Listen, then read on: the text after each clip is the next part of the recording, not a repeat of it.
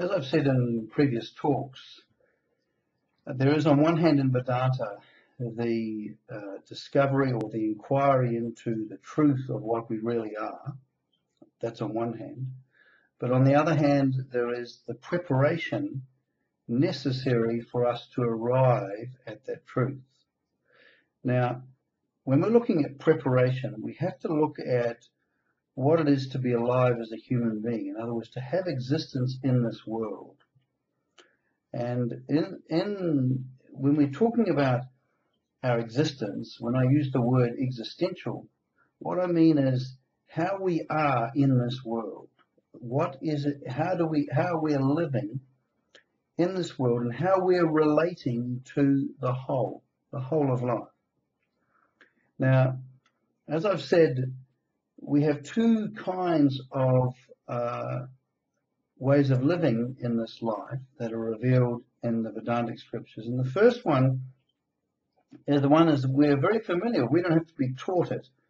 And the two characteristics of this first way of being in the world is, first of all, a non-acceptance and resistance to facts. Now, whether we like it or not, life comes in twos: painful and pleasurable, comfortable, uncomfortable, success, failure, honor, dishonor. It comes in twos. Now, whether we like this or not, this is how life works. Now, but when we're facing it, we resist this fact. So when we experience unpleasant events, whether it's personal, at work, with our spouse, our children, the conditions we're in, we often find ourselves in a state of resistance and non-acceptance. This is just a basic. I'll be going into this a lot more, but I just want to just explain this from the beginning. So first of all, in terms of our normal way of being in the world, the existential condition that we're in is one of resistance to facts and reactions about those facts. And we can easily tell. It doesn't really matter. This isn't just my fanciful making up some story here. Just think about it. Sometimes we're in a situation with ourselves and we don't like our reactions. We're upset about our reactions. We're not happy about how we're feeling. We're not happy with the actions of other people in relation to us, or we're not happy about the circumstances. And we find we're resisting.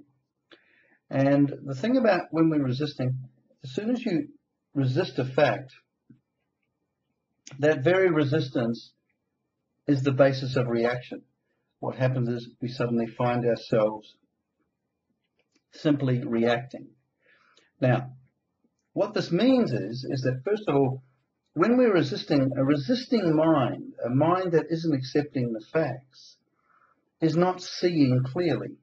It's like muddy water, just not seeing clearly. And not only are we not seeing clearly, when we are reacting, what happens is that we don't do what is needed in a situation. We don't do the most beneficial thing that's available to us. We find ourselves either not doing things that we need, not doing things that we need to do, or we're doing things that we don't need to do. So it's either we're caught up in inaction or doing things that don't work. But these reactions, as I've said in previous talks, are not based on what's needed in the present, but they are just simply reactions that come alive in us, that surface, and they surface as a way of seeing. They surface as a way of thinking, a way of feeling, and a way of doing. And ultimately, this is translated into a way of being in the world, which is not free. And so when we're caught up in non-acceptance of facts and caught up in reactivity, it's like we're being we're like puppets, like a marionette. So, but this is normal for us as human beings to be in this condition. Now, the psychology of the Gita, which I'm going to be talking about particularly because it's so practical, is it transforms our way of being in the world, which is completely determined, and it consists of resistance to facts and the reactions and the living out of reactions. So it transforms our lives as an individual, how we live in the world as an individual, as a non-accepting, reactive individual, to a life that is based on graceful acceptance of things that happen and beneficial responsiveness. Now, I'm not going to go into how it does this. I just wanted to show you the contrast. What I mean by graceful acceptance is that when we can meet events, pleasant and unpleasant, things we like, things we don't like, with a clear and open mind, a mind that isn't resisting, that is full of graceful acceptance. Now, you can't just decide this. You can't say, look, I'm now going to gracefully accept everything that happens. That is kind of like a psychological approach. It's me trying to do something to be able to develop an attitude. What the basis of this graceful acceptance is a certain kind of understanding. And when we have this understanding of the world, in every event, there's a certain understanding that can come alive in us, and from which we can view every event in our life, from our emotions, other people, and events. And on the basis of this understanding, we can find ourselves gracefully accepting whatever happens in terms of our emotional reactions, in terms of what other people do, and in terms of what our circumstances are like.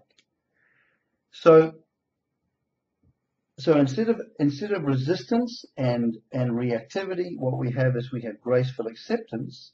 And instead of reactivity, there is a possibility through this understanding that I'm going to be talking about, is that not only do we have graceful acceptance, because that's only the first part, we then have the capacity to be beneficially responsive to what is happening.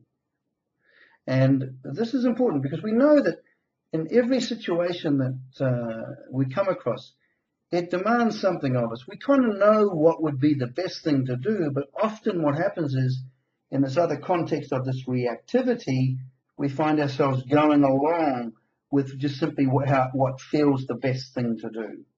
As opposed to, even though we have a knowledge of what would be the best situation to do in our life, what happens is we find ourselves not doing it. And this is what really, prevents self-deception, because we can always, no matter what situation we find ourselves in, we can recognize when we're resisting, when we just don't like this, we're resisting, and we can recognize when we're reacting.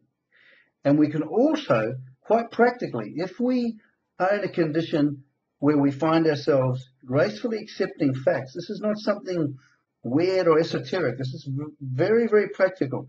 Something happens that we don't like, but we meet it with graceful acceptance, and we respond to it in the best possible manner. Sometimes the best possible manner, the most beneficial thing, is we do nothing, because often in life there's nothing we can do.